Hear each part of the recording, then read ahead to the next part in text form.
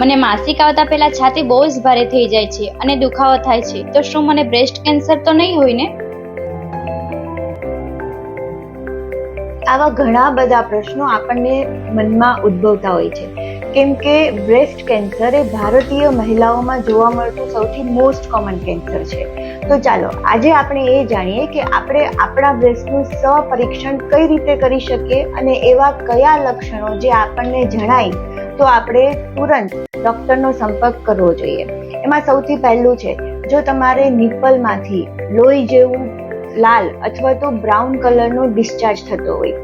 બીજું, જો તમારી બંનેમાંથી કોઈ બી એક બ્રેસ્ટમાં ગાંઠ કે લંપ ફીલ થતું હોય.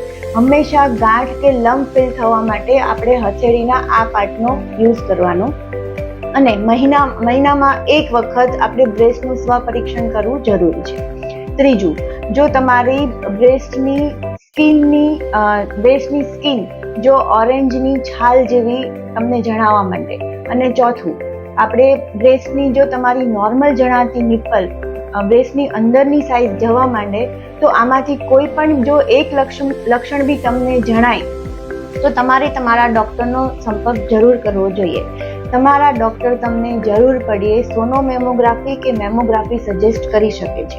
આઈડિયલી 35 વર્ષથી ઉપરની મહિલાઓને દર વર્ષે સોનોગ્રાફી કે સોનોમેમોગ્રાફી કરાવવી જરૂરી છે.